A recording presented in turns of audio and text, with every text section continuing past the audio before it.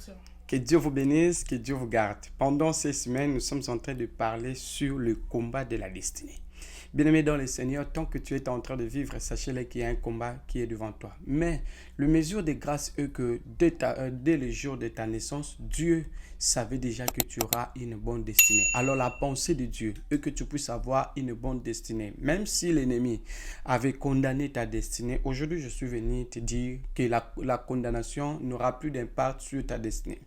Les destinées sont une bonne chose que Dieu met sur nous, mais l'ennemi n'aime pas toujours que nous puissions avancer à notre destinée.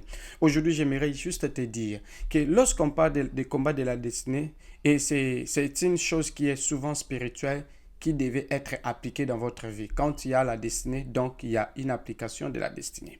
Alors, en évoquant la destinée, on parle d'élite pour accomplir le plan divin dans notre vie. Et cela implique souvent de surmonter des obstacles. Quand vous voulez avoir un bon destiné, il faut surmonter les obstacles. Après les obstacles, il faut surmonter la tentation. Bien-aimés dans le Seigneur, vous savez que le diable met des obstacles et la tentation devant vous pour que vous ne puissiez pas avancer à votre destinée. Oui, certainement. Votre destinée est tellement chère. Voilà pourquoi l'ennemi ne peut pas accepter que vous puissiez jouir de votre destinée. Et il met les obstacles devant vous afin que vous ne puissiez pas avancer à votre destinée. Mais notre thème est le combat de la destinée. Dans ce combat, nous allons dire à Dieu que Dieu enlève les obstacles, enlève les tentations et aussi enlève les difficultés. Parce que ce sont des moyens par lesquels que l'ennemi utilise pour nous atteindre. Et le but et le tume de l'ennemi, c'est de nous voir être par terre. Alors le but de Dieu, c'est de nous voir avoir la vie. Pourquoi je dis de la vie? Il peut être une vie éternelle, une mission spécifique que Dieu met sur nous, juste pour chercher à nous épanouir. Dieu, quand il nous appelle, il nous cherche comment nous pouvons épanouir. Et il dit même que pour moi, je préfère que vous puissiez épanouir, vous puissiez aller plus loin comme votre âme. Oui, il veut que nous puissions grandir dans ce que nous faisons.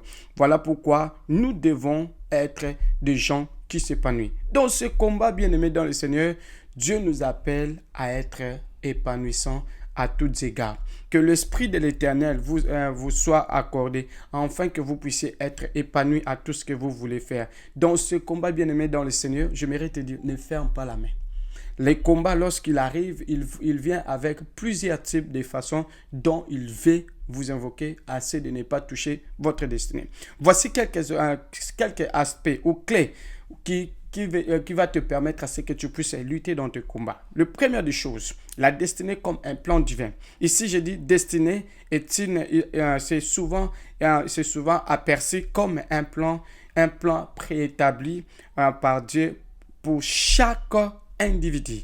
Et je dis ici, le plan spécifique du projet de Dieu est de te donner les bons dons et les grâces et les talents que tu devais avoir. Parce que lorsque tu es né, Dieu te connaissait et il connaissait ta vie. Voilà pourquoi il a dit même à Jérémie, avant que tu fasses naître de la vente de ta maman, je t'ai connu et je t'ai consacré comme prophète. Bien-aimé dans le Seigneur, dans la destinée, Dieu veut que nous puissions être épanouis à toutes choses. Voilà pourquoi il a dit à Josué, vaillant héros. Cela implique des projets spécifiques, des dons et des talents à développer. Bien-aimé, quand vous avez le combat devant vous, comme destinée, vous devez développer les dons et les talents. Vous savez, le jour où vous mettez votre don ou les talents en place au service des autres, c'est ce jour-là que votre bénédiction commence.